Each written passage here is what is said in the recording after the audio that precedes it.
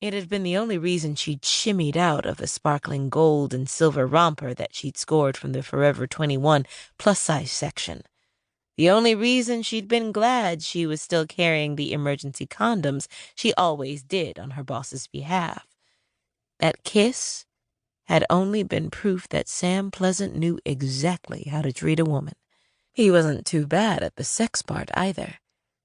But none of that mattered now, because she had to be standing at the foot of her boss's bed in exactly 87 minutes. Amanda glanced toward the floor and calculated just how loud of a thud she'd make if she rolled off the bed. Her mental math told her that would be the quickest way to wake Sam up. Slow and easy would be the way to go. Carefully, oh so carefully, she eased to the side, pointing her foot toward the ground. When her toes made contact with the carpet, she gently lifted Sam's hand and eased out from under his arm. She set his fingers in the warm spot she'd left behind, then quietly sat up and stood before pulling the covers back over his shoulders. She froze when he sniffed a bit, then rubbed his nose. Her heart started beating again when he rolled over and settled deeper into the sheets.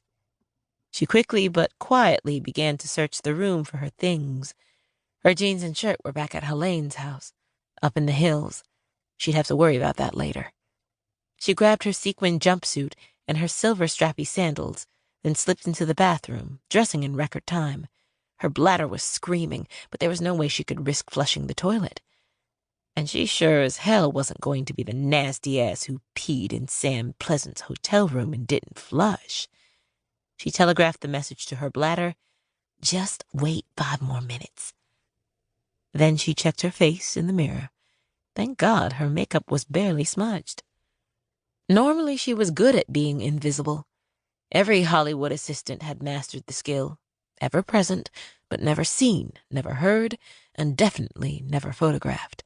She hoped being black, a size 20, and not at all famous would reduce the chances of anyone noticing her walk of shame. Or should she say, strut of triumph? She'd definitely had sex with Sam Pleasant, and that was worth celebrating. In any event, smudged makeup would attract someone's attention.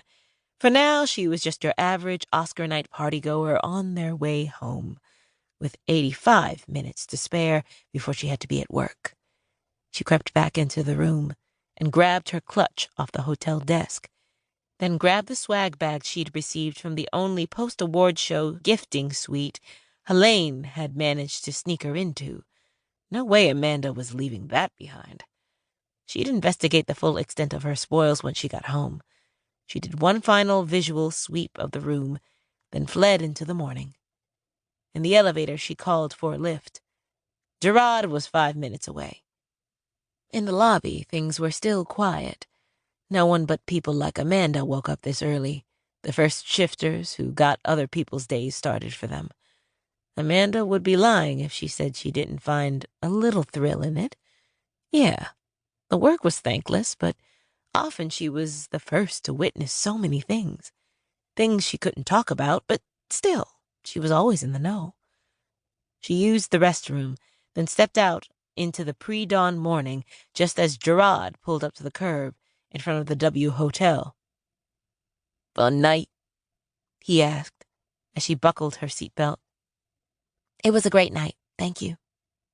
"Well, let's get you home." 15 minutes later, they pulled up to her place in Beverly Hills. Technically, it was Beverly Hills, but not the rich, fancy, big mansion part most people thought of when they pictured the famous zip code, and the adorable cottage facing the street definitely wasn't hers. She lived in the back. She tipped Gerard in the app, then hurried inside. She had just enough time to shower and shovel down a quick breakfast before she got on with her day.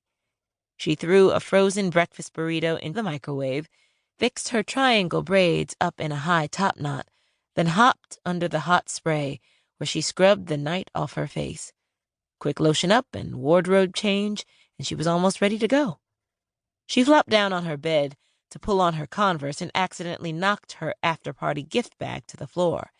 It landed with a sickening thud that she was sure had dented the old hardwood floors.